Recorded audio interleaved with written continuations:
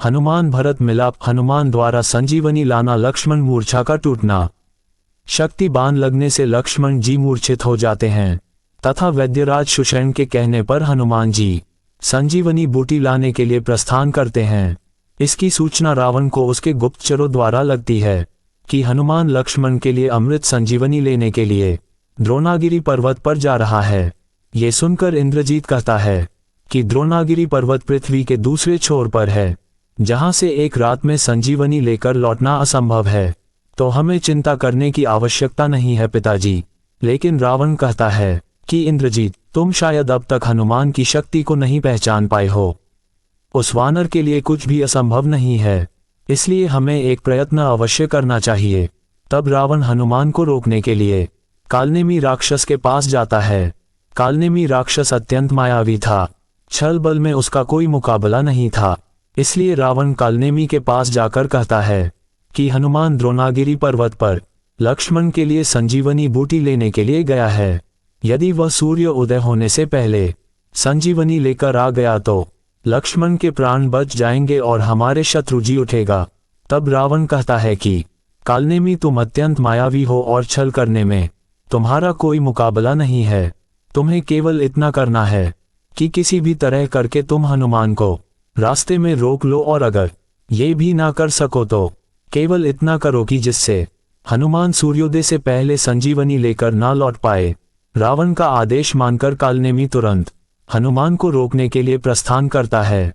हनुमान जी से पहले पहुंचकर वह बीच मार्ग में ही एक स्थान पर अपनी मायावी विद्या से एक कुटिया का निर्माण करता है तथा खुद एक ऋषि के वेश धारण कर लेता है। हनुमान जी को रास्ते में जाता देखकर कालनेमी श्री राम नाम का भजन करने लगता है, जिससे सुनकर हनुमान जी को जिज्ञासा होती है कि ऐसे दुर्गम स्थान पर श्री राम का कोई भक्त है जो कि उनका नाम से भजन कर रहा है। एक राम भक्तों की कुटिया जानकर हनुमान जी उससे मिलने के लिए नीचे जाते हैं और देखते हैं कि कुटिया के बाहर एक ऋषि महात्मा बैठे हैं और राम नाम का गुणगान करते हुए कह रहे हैं, राम जय जय राम, श्री राम जय जय राम, मैं तो राम ही राम पुकारूं। हनुमान उन्हें प्रणाम करते हैं, पूछते हैं कि महात्मा, आप इस दुर्गम स्थान पर श्री राम के कोई भक्त मालूम होते हैं? तब ऋषि रूप धारण किया हुआ कालनेमी राक्षस हनुमान जी को अपने बातों में सम्मोहित कर लेता है और यह प्रदर्शित करता है कि वह बहुत बड़ा ज्ञानी है और वह सब कुछ जानता है। वह हनुमान को बताता है कि तुम संजीवनी लेने के लिए आए हो। उनके इन बातों से हनुमान जी बहुत अधिक प्रभावित होते हैं और उनसे पूछते हैं कि महात्मा, आपको यह कैसे पता? तब वह कालनेमी राक्षस कहता है कि मैं श्री राम का भक्त हूं और उनकी महिमा से सब कुछ जानता हूं, और आपसे निवेदन करता हूं कि आप बहुत दूर जा रहे हैं, इसलिए कुछ समय रुककर यहाँ पर विश्राम कीजिए। हनुमान जी कहते हैं कि उन्हें सूर्योदय से पहले संजीवनी लेकर पहुंचना है, इसलिए वह विश्राम नहीं कर सकते। लेकिन कालनेमी राक्षस कहता है कि वह अपने चमत्कार से हनुमान जी को पल भर में द्रोणागिरी पर्वत पर पहुंचा देगा, लेकिन इसके लिए तुम पहले पास ही के तालाब में स्नान करके आओ, तब मैं तुम्हें अपना शिष्य बना लूंगा और तुम्हारे अभी मनोरथ सिद्ध कर दूंगा। ऋषि रूप धारण किए हुए कालनेमी राक्षस की बातों में आकर हनुमान जी तालाब में स्नान करने के लिए जाते हैं। जब हनुमान जी तालाब में स्नान कर रहे होते हैं तब उन पर एक मगरमच्छ हमला करता है। काफी देर मगरमच्छ से उलझने के बाद हनुमान जी के हाथों वह मगरमच्छ मृत्यु को प्राप्त हो जाता है और मरते ही उस मगरमच्छ के अंदर से एक स्त्री की दिव्य आत्मा निकलती है। हनुमान जी के पूछने पर वह स्त्री की आत्मा उन्हें बताती है कि वह एक देवकन्या है जो कि एक ऋषि के श्राप के कारण मगरमच्छ बन गई थी। आपके हाथों से मृत्यु को प्राप्त होकर मैं अपने श्राप से मुक्त हो गई हूं, किंतु सावधान, आपके रास्ते की असली बांधा वह कपटी और मायावी कालनेमी राक्षस है जो ऋषि का वेश धारण करके आपके साथ छल कर रहा है। वह कोई ऋषि नहीं बल्कि रावण का भेजा हुआ एक राक्षस कालनेमी है। उसका परम उद्देश्य आपको उलझाकर आपका समय नष्ट करना है ताकि आप संजीवनी लेकर सूर्योदय से पहले ना पहुंच पाए और लक्ष्मण जी के प्राण संकट में पड़ जाए।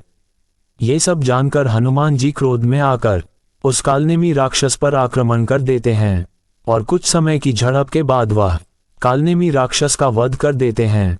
कालनेमी राक्षस के कारण हनुमान जी का काफी समय नष्ट हो चुका था, इसलिए वह तीव्र वेग से द्रोणागिरी पर्वत की ओर बढ़ते हैं और कुछ समय पश्चात द्रोणागिरी पर्वत पर पहुंच जाते हैं, जहां पर उन्हें एक अद्भुत पर्वत दिखाई देता है जो कि दिव्य प्रकाश से चमक रहा था। उसे देखकर हनुमान जी समझ जाते हैं कि यह वही पर्वत है जिस पर संजीवनी बूटी मिल सकती है।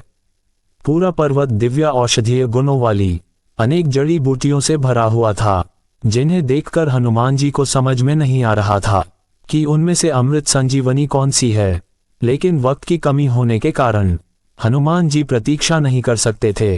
तब हनुमान जी अपना विराट रूप धारण करते हैं और औषधियों से भरा हुआ वह पूरा पर्वत ही उठा लेते हैं और लंका की तरफ चल पड़ते हैं। संजीवनी बूटी लेकर जाते समय हनुमान जी के रास्ते में अयोध्या नगरी भी पड़ती है, जहां पर श्री राम का जन्म हुआ था। जब हनुमान जी अयोध्या नगरी के ऊपर से औषधियों का पर्वत लेकर गुजर रहे थे, तब उन पर अयोध्या के सैनिकों की नजर पड़ती है। अयोध्या के सैनिक हनुमान जी का विशाल रूप को देखकर ये समझते हैं कि कोई मायावी राक्षस अयोध्या पर आक्रमण करने के लिए आया है, इसलिए इसकी सूचना वह नंदीग्राम जाकर अयोध्या के राजा भरत को देते हैं। अयोध्या पर संकट देखकर भरत तुरंत चले आते हैं और देखते हैं कि एक विशाल वानर जैसा दिखने वाला कोई जीव पूरा पर्वत लिए जा रहा है। उसे रोकने के लिए है भरत सम्मोहन अस्त्र का प्रयोग करते हैं। भरत का बाण लगते ही हनुमान जी अचेत होकर भूमि पर गिरते हैं और मूर्छित हो जाते हैं। जब भरत उनके पास पहुंचते हैं तो हनुमान जी मूर्छित होते हुए भी राम राम जप रहे थे। हनुमान जी को मूर्छा में भी राम नाम जपते देखकर भरत जी को यह आभास हो जाता है कि ये निश्चित ही कोई राम भक्त हैं, जिस पर बाण चलाकर उन्होंने घोर पाप किया है। अपने कार्य पर पश्चाताप करते हुए भरत हनुमान जी को जगाने का प्रयास करते हैं। कुछ ही देर में हनुमान जी होश में आ जाते हैं और भरत को देखकर आश्चर्य में पड़ जाते हैं, क्योंकि भरत जी का चेहरा उनके आराध्य श्री राम के जैसा ही दिखाई पड़ रहा था। जय श्री राम कहते हुए हनुमान उठ खड़े होते हैं। तब हनुमान जी अपना परिचय देते हैं तथा भरत का परिचय पाकर अत्यंत प्रसन्न होते हैं, क्योंकि उनके आराध्य श्री राम के छोटे भाई भरत से उनकी पहली बार भेंट हुई थी।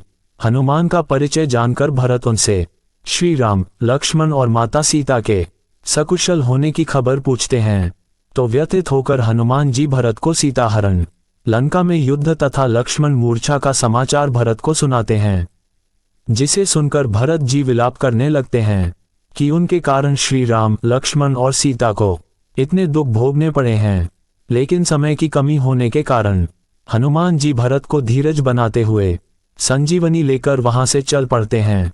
दूसरी तरफ लक्ष्मण जी के मूर्छित शरीर अपने गोद में लेकर श्री राम विलाप कर रहे थे और उनकी नजरें लगातार हनुमान जी की प्रतीक्षा कर रही थी। अचानक बजरंगबली हनुमान विशाल रूप में हाथ में पर्वत उठाए आते हुए दिखाई देते हैं और सभी के चेहरे पर एक संतोष की झलक नजर आती है। संजीवनी औषध से भरा पर्वत हनुमान जी भूमि पर रख देते हैं, जिसमें से वैद्यराज सुषेण संजीवनी बूटी की पहचान करके उसकी पत्तियों से पीसकर लक्ष्मण जी को पिलाते हैं। कुछ ही समय बाद लक्ष्मण जी पूर्ण रूप से चेतना में आ जाते हैं और उठ खड़े होते हैं। लक्ष्मण जी को ऐसा देखकर श्री राम और पूरी वानर सेना हर्षोल्लास से भर जाती हैं। सारी वानर सेना में जय जय श्री राम के नारे लगने लगते हैं। दोस्तों, उम्मीद है कि आपको यह वीडियो पसंद आया होगा। इस पोस्ट को अपने दोस्तों और परिवार के साथ जरूर शेयर करें और वीडियो को लाइक करें, चैनल को सब्सक्राइब करें और भी ऐसे ही वीडियो देखने के लिए